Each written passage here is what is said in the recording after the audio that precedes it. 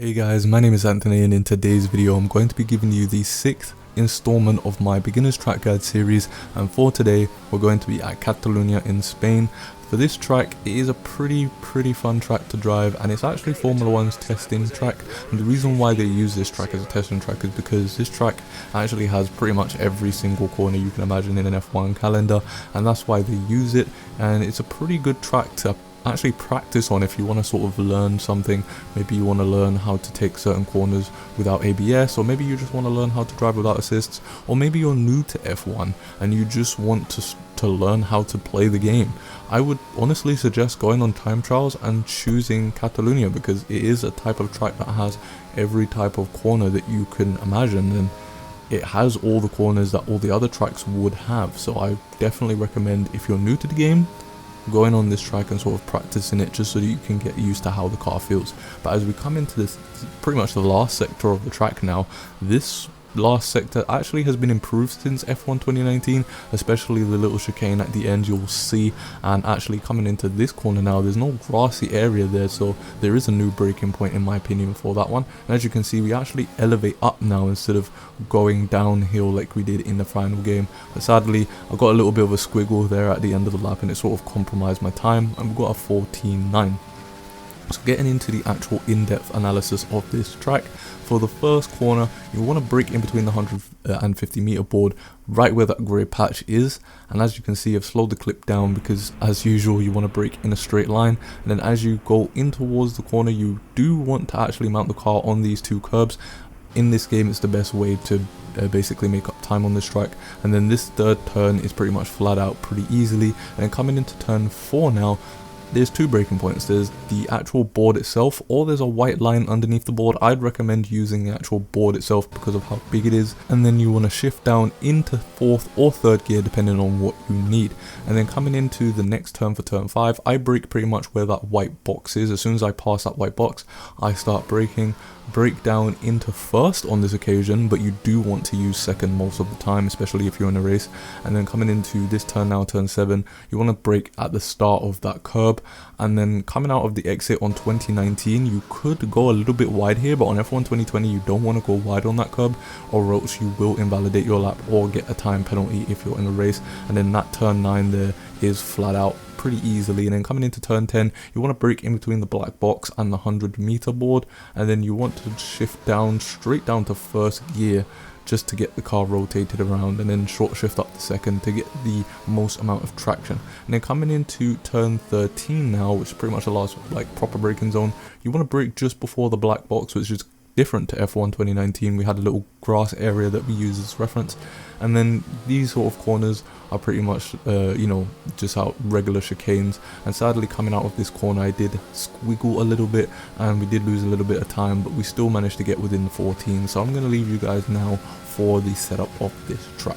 Okay guys, so we're looking now at the setup for Catalonia, and if you guys don't know about Catalonia, if you're maybe new to F1 and the F1 games, Catalonia is used as Formula 1's testing track. And the reason why it's used as a Formula 1's testing track is because it's a very balanced track. It pretty much has every type of corner on the F1 calendar all in one track. So when it comes to creating setups for this type of track, you do want to prioritize balance and stability over everything else. Obviously I know there are some people out there who prefer a sort of oversteery or really understeery sort of setup, but for Catalonia it doesn't matter whether you prefer understeer or oversteer, you're going to have to try and balance the two out, because this type of track has long flowing corners, it has tight chicanes, it has really heavy braking zones, and it has a few straights on it as well. So it's a really balanced track, and for that I've decided to go for a 4.9 setup.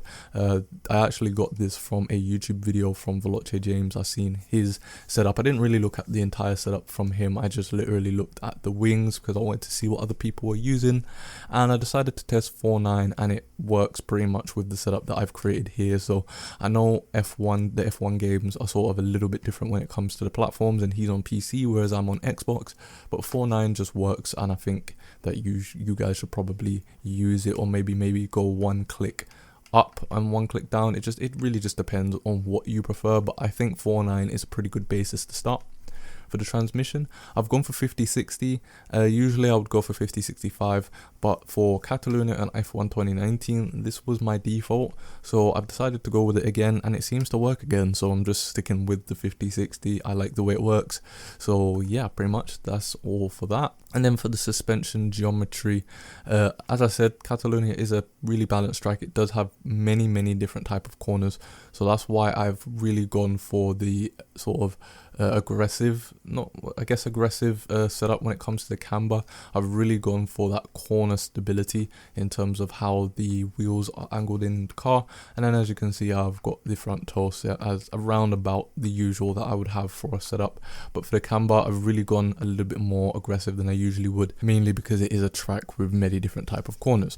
So moving on to the suspension now, 1/4 suspension. Usually I would go for 2 clicks on the rear suspension above the front suspension. So usually I'd either go 1/3 or 2/4 or something like that, but for this time I've gone for 1/4. I think it works. I like the way it feels, so just try it out, and then if you don't like it, maybe you can tinker around with it until you find what you like. The anti-roll bar, I'm pretty sure, now I may be wrong here, and if I am wrong then I've really been doing my setups wrong as of recently, but I think the way the anti-roll bar works is on the front suspension, the front anti-roll bar, sorry, the closer to 0 it is, the more responsive, and then on the rear, the closer to 11 it is, the more responsive. So that's why I've gone with a 310 setup here, because I really wanted the car to be quite responsive through the corners. And then the curbs are actually surprisingly aggressive on this track, especially in, I want to say, the second sector, sorry, not the second sector, the first sector, and the last couple of corners in the final sector. So I've actually gone with a little bit of a raise in my ride height from usual. Usually I'd have either 1/3 or I'd have 2/4. This time I've decided to go with 3/5, and I think it works, especially in the first sector. It feels really nice in the first sector, and I can really attack the curbs. So moving on to the brakes, 100%, 52%, that's pretty much my default. You can toy around with it if you want to. I wouldn't recommend going any lower than 95 on the brake pressure. And for the front brake, I don't think any more than 55 or even 54 is viable for you, really. I think you might be locking up the car a little bit too much if you're using more than that, if you don't use ABS. And then moving on to the tires, try to keep the tires pretty much balanced, because again, this is a balanced track, even though it is a clockwise track, so you are going towards the the right, but the left hand tires are taking more of the load than usual. It is still quite a balanced track, so I would recommend just going for a sort of balanced setup, and instead of focusing on one half of the car in terms of your tire pressures. So that's pretty much going to be it for the setups. If you want to see more track guides like this, I have a playlist, so if you click the top right hand side of the screen, you will see all the videos that I've done so far. I will be doing track guides on every single track, so if you want to stay tuned for that, then make sure to hit the like button, subscribe to the channel. We've just hit 300 subscribers, which is crazy to me. I didn't really think that I would be able to get 100 subscribers in a week, but we managed to do it, and I'm very proud of not only what I've accomplished, but how much you guys have supported the channel as of recently. So I'll see you guys in the next video.